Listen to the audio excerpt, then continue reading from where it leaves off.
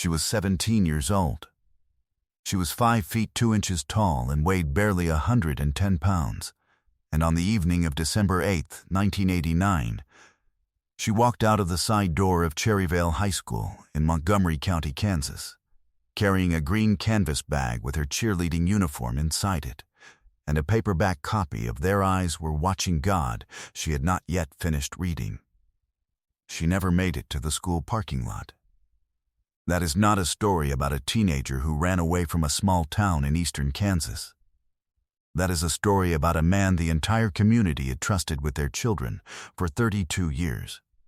A man who stood at the front of a yellow school bus every morning and called every student by name, and who walked free among them for 36 years, while Darlene Voss lay buried 2 miles from the gymnasium where she had cheered her last home game. And it would take 3 full decades, a state-funded cold case unit, a single forensic match from a piece of evidence the original detectives had bagged and forgotten, and the quiet persistence of a mother who refused to take down a Christmas wreath to finally bring his name into the light. But before we get to any of that, we have to go back to that December evening, to a basketball game that ended at 9:14 p.m., to a parking lot that had only one floodlight working. Because to understand what was lost, you first have to understand who Darlene Voss was, and what kind of place Cherryvale, Kansas, had been before her name became the one nobody wanted to say out loud. Cherryvale, Kansas, in the winter of 1989, was the kind of town the rest of the country had mostly stopped noticing. It sat in the southeast corner of the state. 2,200 people, a brick main street 2 blocks long, a Dairy Queen, a Sonic, a feed store, a single stoplight that turned to flashing yellow at 10 o'clock every night. The wheat had been cut in October, and the stubble fields stretched out flat and silver in every direction, and when the wind came down off the plains in December, you could hear it pushing against the windows of every modest ranch house on Walnut Street, like something asking to be let in. The high school sat on the east edge of town, a low brick building with a gymnasium that filled to capacity for every basketball game from November through March.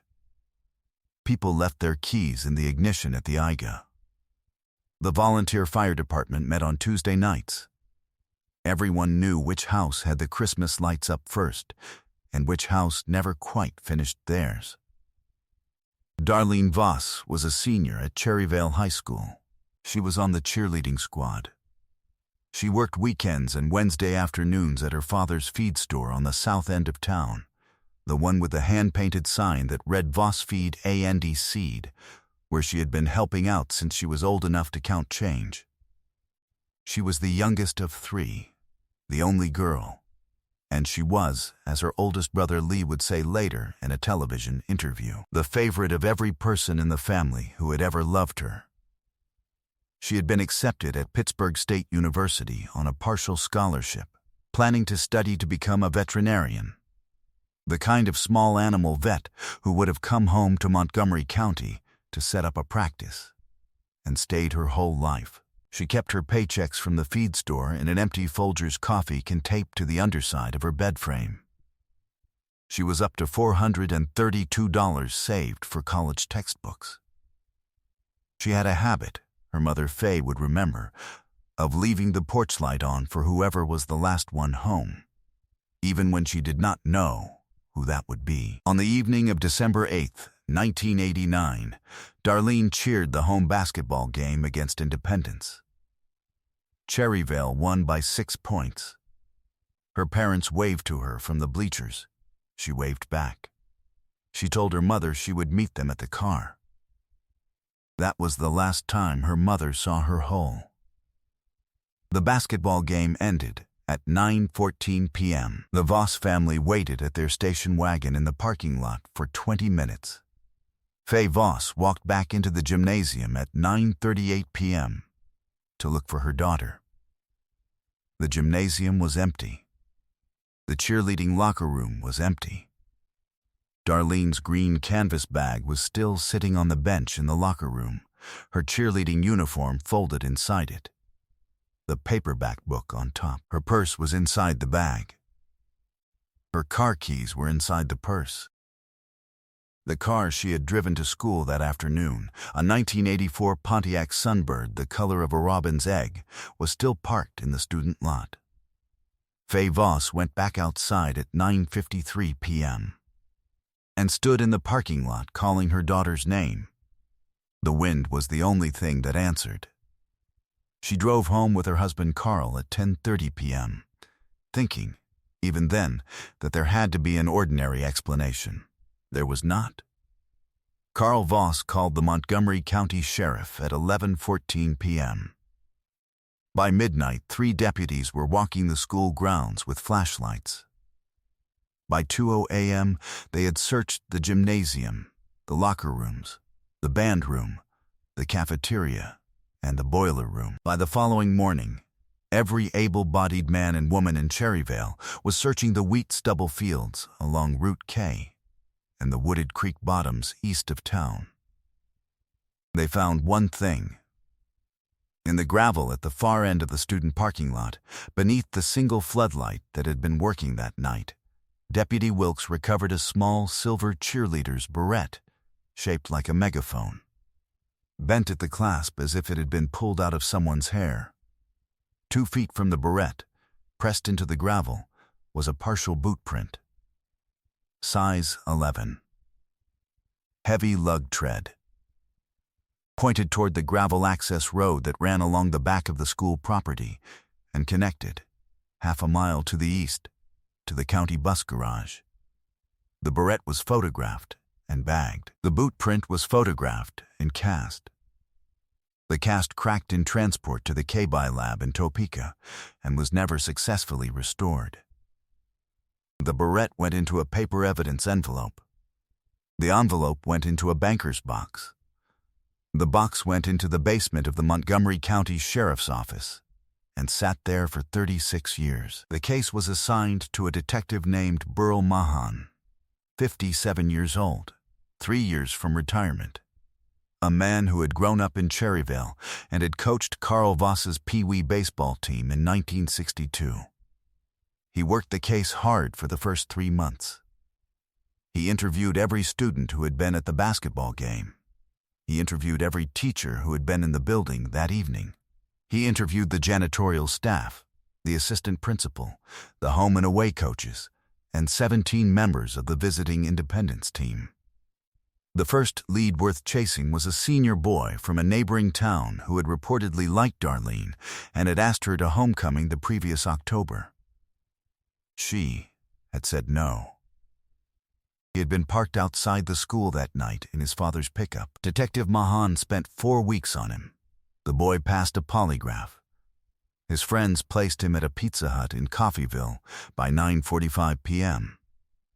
He was cleared in February of 1990. The second lead was a drifter who had been seen hitchhiking on Route 169 the morning before the disappearance.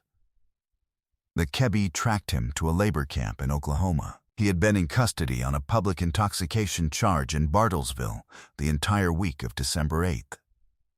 Cleared, the school bus driver who lived in a trailer on Route K, a quiet man named Marvin Lentz who had driven the Cherryvale buses for 32 years, was interviewed once on December 11th, 1989. He had been at the basketball game, he said. The way he was at almost every home game. He had left around 9 p.m. to go home and watch the late news. His trailer was a quarter mile from the bus garage, on the same gravel access road that ran past the back of the school. He had seen nothing unusual. Detective Mahan thanked him for his time. Marvin Lentz was 62 by then, a widower, the kind of man who waved at every passing car on Route K and brought a tin of peanut brittle to the sheriff's office every December. He was not interviewed again.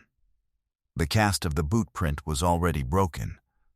The barrette was already in the box. Meanwhile, Carl Voss closed the feed store for 2 months and then reopened it because his son Lee said his father needed somewhere to go in the morning.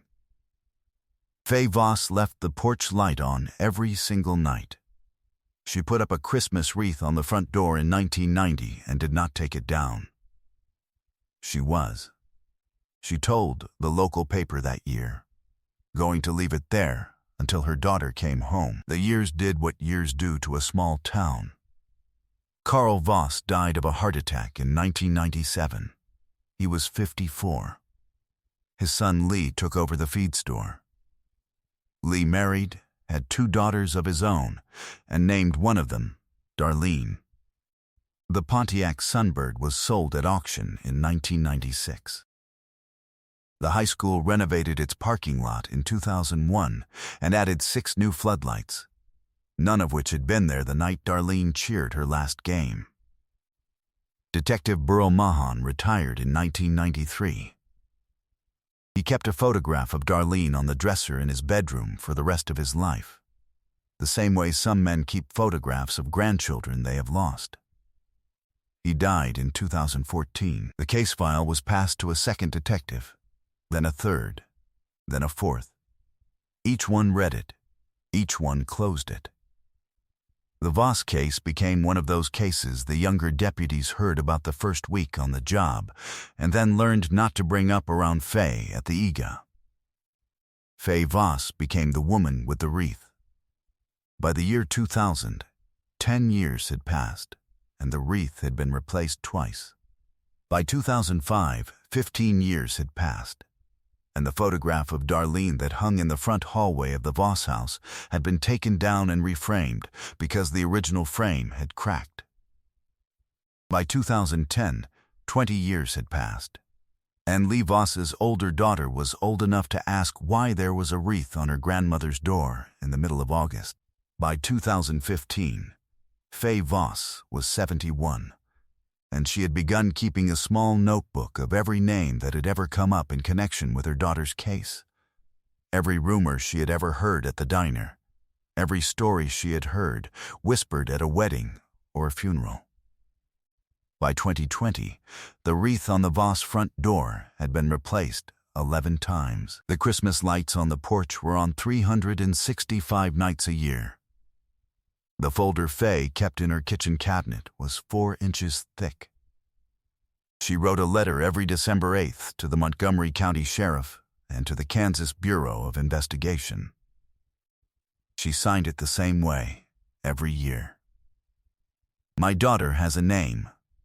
Please do not forget it. I want to thank you for sitting with Darlene's story this far. These cases are pieced together from court records, archived case files, and the patient work of investigators and families who never let go.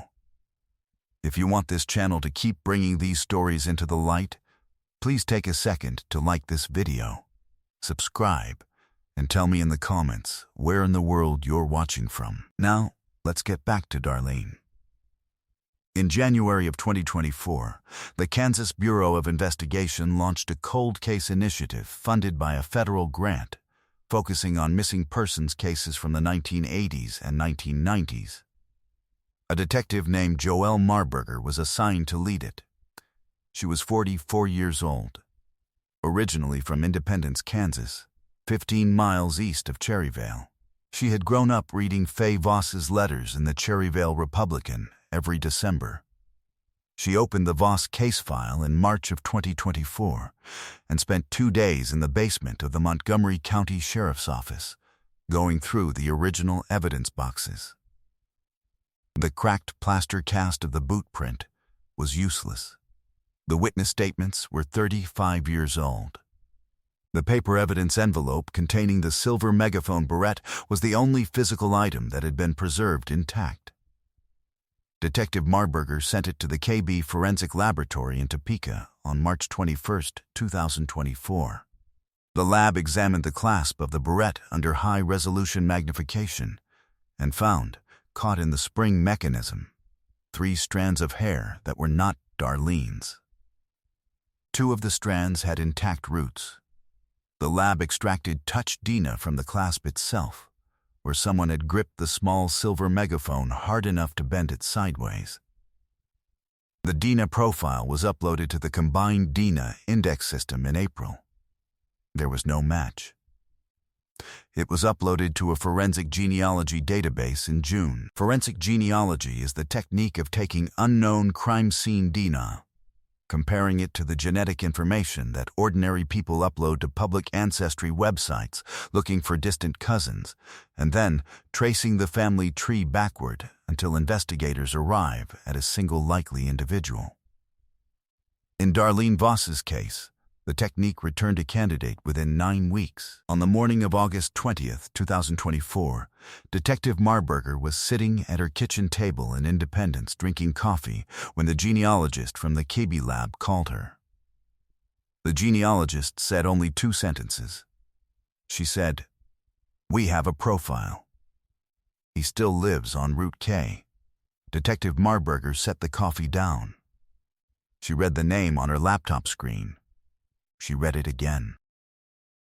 She drove to the Voss house in Cherryvale that afternoon and sat with Faye on the front porch and told her, gently, that the Kansas Bureau of Investigation believed they finally had a suspect.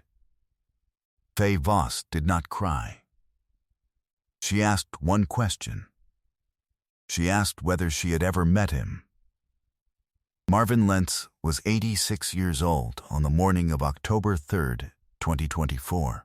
He was sitting on the front steps of his trailer on Route K, drinking instant coffee from a chipped mug, watching the school bus he had once driven pass on its morning route.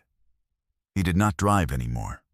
He had retired from the bus company in 2002 after 35 consecutive years of service. The school district had given him a plaque. The high school yearbook had dedicated its 2002 edition to him. He had attended every Cherryvale High School graduation for 30 years after his retirement. Sitting in the second row with a little American flag pinned to his lapel, applauding every name. He had been, the Cherryvale Republican once wrote, the safest pair of hands in Montgomery County. Detective Marburger came up the gravel drive at 9:18 a.m. with 2 KB agents and a sealed arrest warrant. Marvin Lentz watched them park. He did not move. When Detective Marburger stepped onto the bottom step of the porch, he said, "Before she had spoken a word, I knew somebody would come one day." She read him his rights at 9:21 a.m. He waived them at 9:22. The search of the trailer recovered, in a tin coffee can on a shelf in the back bedroom, a small folded paper Cherryvale High School cheerleading squad roster from 1989 with Darlene Voss's name circled in blue ink. The search of the bus garage, on a hunch from Detective Marburger, was the search that broke the case open. Behind a false partition in the back of the garage, in a space the size of a small closet, investigators recovered the remains of a young woman, wrapped in a 1989 Cherryvale Wildcats wool Letterman's blanket, that the Montgomery County coroner confirmed by dental records within 48 hours were the remains of Darlene Voss. Marvin Lentz spoke for 1 hour and 14 minutes in the interview room of the KB field office in Pittsburgh. He had watched her for 3 years, he said. He had watched her grow up on his bus route from the 8th grade onward. On the night of December 8, 1989, he had been at the back of the gymnasium parking lot waiting for her. He had told her there was a problem with one of the buses and asked if she could help him for a moment. The Methodist pastor in Cherryvale wept on the courthouse steps the day of the indictment. The high school took down the yearbook dedication. The volunteer fire department, where Marvin Lentz had been an honorary member for 20 years, voted unanimously to strike his name from their roll. He pleaded guilty in February of 2025 to first-degree murder, kidnapping, and concealment of a body. He was sentenced to life in prison without the possibility of parole. He was 86 years old when the sentence was handed down. He died of natural causes in the Hutchinson Correctional Facility 7 months later. Darlene Voss was 17 years old. She cheered at every home basketball game her senior year. She kept her college money in a Folgers can taped under her bed. She read paperbacks she did not always have time to finish. She had been accepted at Pittsburgh State to study veterinary medicine and she had a habit of leaving the porch light on for the last person home, even when she did not know who that person would be. She was buried in a small ceremony at the Cherryvale Cemetery on a cold morning in March of 2025, beside her father Carl, who had been waiting for her in that ground for 28 years. Her mother Faye, who was 81 years old by then, stood at the graveside in a wool coat she had bought in 1990 because she had not wanted to buy a new one for any funeral that might come. She did not cry at the service. She walked home alone afterward, climbed the steps of her front porch, and took down the wreath. The Kansas legislature passed a bill in the spring of 2026, informally called Darlene's Law, requiring the re-examination of all preserved physical evidence in unsolved missing persons cases from 1970 onward using current forensic technology. Detective Joelle Marburger testified at the first hearing. So did Lee Voss. So did Faye Voss, who read her daughter's college acceptance letter aloud into the legislative record, the letter Darlene had been carrying in her purse the night she disappeared. How many other small towns in this country are still living above a quiet betrayal that no one has ever bothered to look at twice? What does it say about a man that he can hold a job for 32 years, drive other people's children to school every morning, bring peanut brittle to the sheriff's office every Christmas, and still know, every single day for 36 years, exactly where the body is? And how many other Darlene Vosses are still waiting, behind the false walls of forgotten buildings in towns nobody outside Kansas has ever heard of, for somebody to finally walk in with a warrant and a flashlight? Justice came for Darlene Voss after 36 years. Stories like hers remind us that truth, however late, always finds its way to the light. If you believe that too, subscribe so you don't miss the next case. And if you want more solved cold cases, the links are waiting in the description. Thank you for watching.